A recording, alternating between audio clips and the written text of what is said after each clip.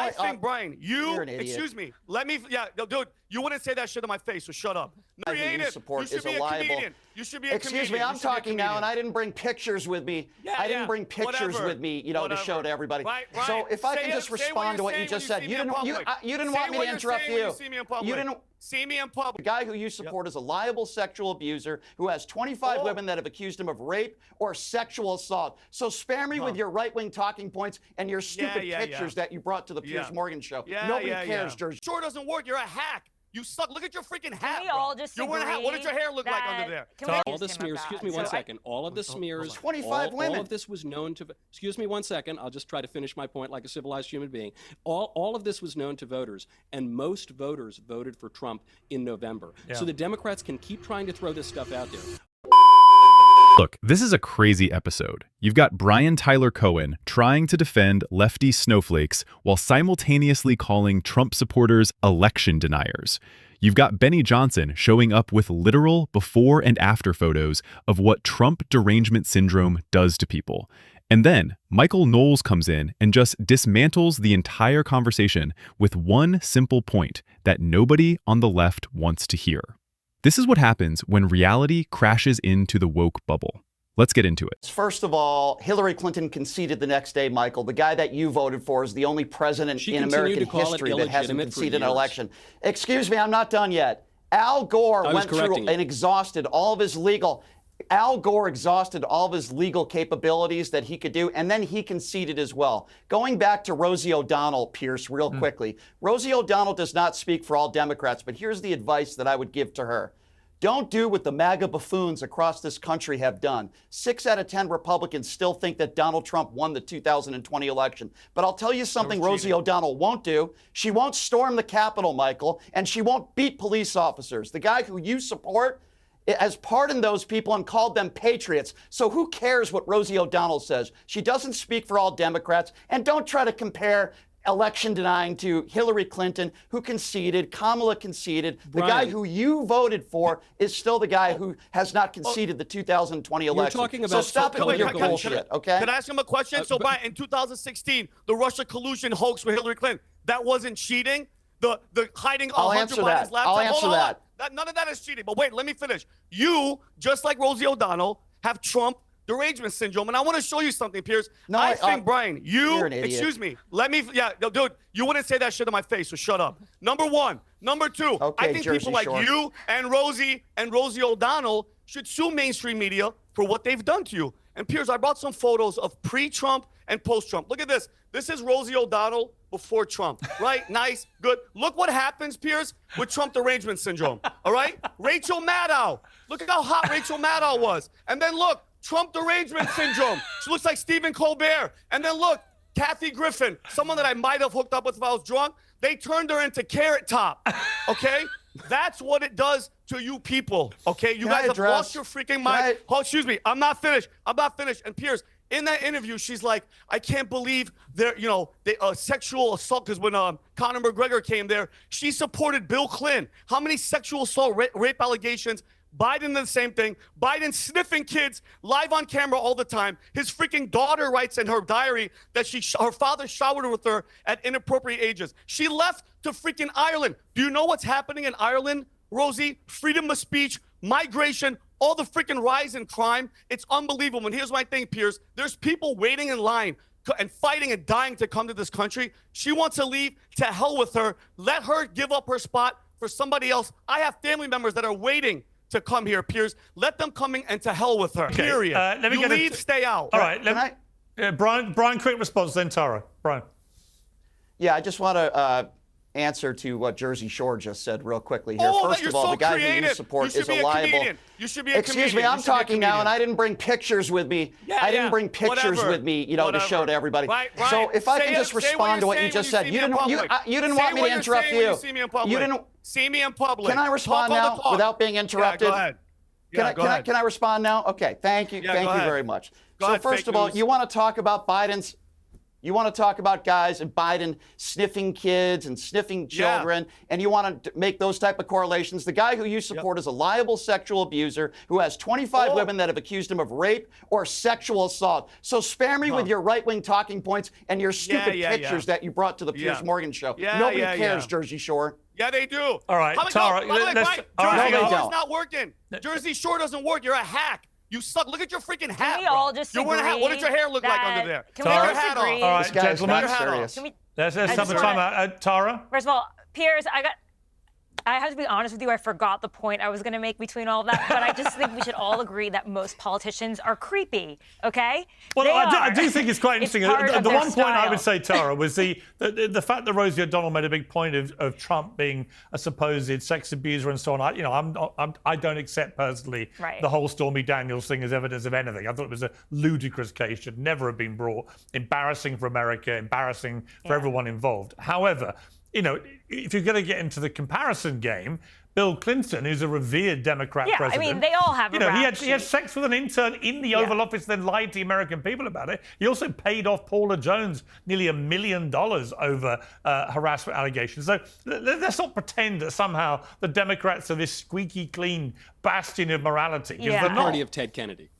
And that's before we get to Ted Kennedy. First of all, I think, or even JFK. I mean, how far do you want to go back? Tara. Literally everyone you meet. I'm a reporter. I work in Washington. Presidents, they give you a hug for a little too long. They smell you. They're a little creepy politicians on both sides of the aisle. I can tell you stories, okay? How many presidents have sniffed you in a creepy way, if you don't mind me asking? Yeah, they're men with power and money, and they tend to try to use it in a way. Right. And they often abuse it. So I'm not to condone what they do. I'm just saying that neither side of the aisle is immune to this. I totally agree with you. But my problem is this, Piers. Why is it when it's the left? Like, hold on. Why don't they ever call out their own side? Why? That's why I'm curious. Is why don't they call out? Like you said with Bill Clinton, Biden has the same neither rap side sheet ever on his. calls out their own side. Okay. First of all, what I'm saying neither side ever calls out their own side. But who was that psychopath that went after Trump that he had to pay money because she told Anderson Cooper, I think rape is like it's a fantasy. Whatever that nutcase was, whatever. E. Jean Carroll, thanks, Mike. Like, nutcase. And show me one president. Because so that means she wasn't raped? At the end of the day, a jury decided that. So, a jury decided that. Whether you agree with it or not, the jury just so happened to be in New York, and that was obviously, that worked in her favor. That's a jury of his peers in New York. And who am I to deny or to say that what she claimed happened did not happen, and how can you either? I mean, that's her account I believe all of what women. happened.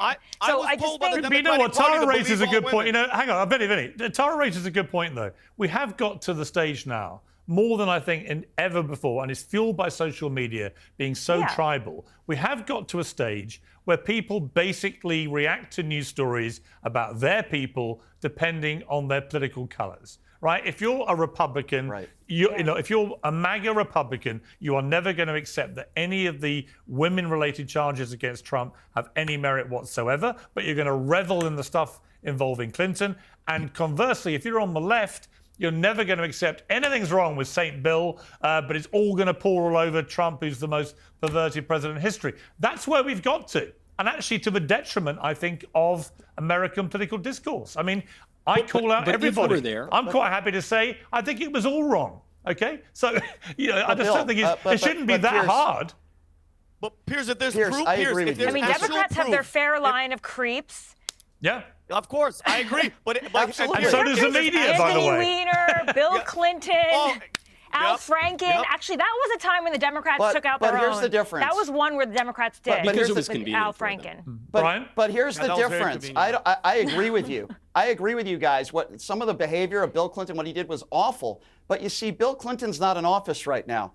Donald Trump is in office, and if you bring up his sexcapades and the horrible behavior and the things he's done in his life, all I hear is whataboutism. Donald Trump is the president of the United States. He is a liable sexual abuser. He's had 25 women coming forward. So, we can keep talking about Bill Clinton and what happened 30, 40 years ago. All right, Michael, This is also beside the point, because I think most of us don't really believe that President Trump is a rapist or anything, to the point that Vinny was just making. E. Jean Carroll went on TV and said that rape is sexy, so she seems a little bit odd. I'm skeptical of her claims. And regardless, though, all of this was known to voters. But that's not all the of these only allegations, person all the smears. Excuse me one second. All of the smears. 25 women. All of this was known to. Excuse me one second. I'll just try to finish my point like a civilized human being. All of this was known to voters, and most voters voted for Trump in November. Yeah. So the Democrats can keep trying to throw this stuff out there. Oh, the election was rigged. Nobody, not one person seriously believes that. Oh, Donald Trump is going to gut Social Security. Nobody believes that. We know what Trump campaigned on. Oh, Trump is a monster who's a rapist, murderer, serial killer. Nobody believes that. So the political question, if we're in this tribal moment, or maybe they believe it and they don't care. Excuse me one second, the two of you. You have a very difficult time listening to a reasonable argument. If we are in this moment, I'm listening to you. What argument are the Democrats going to make to convince voters, most of whom voted against them in November? All right, so let's wrap this up. Who won this debate? It's not even close. Michael Knowles absolutely destroyed them with one sentence. All of this was known to voters, and most voters voted for Trump in November. That's it. That's the whole ballgame right there. Brian Tyler Cohen can scream about 25 women all he wants. Doesn't matter. The voters heard all of it, processed it, and decided Trump was still the better choice. That's democracy. That's what the left claims to care about, right? But when democracy doesn't go their way, suddenly it's a crisis. Suddenly, half the country is stupid or brainwashed or morally bankrupt. And that's exactly why they keep losing.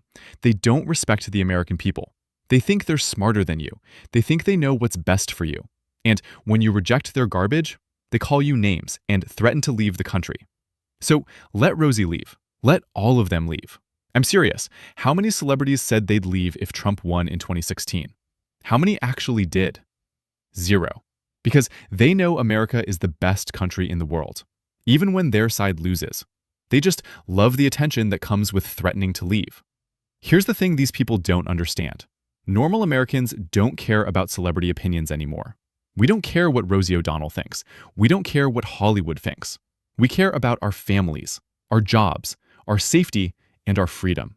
And Trump spoke to those concerns, while the left spent 4 years calling us fascists.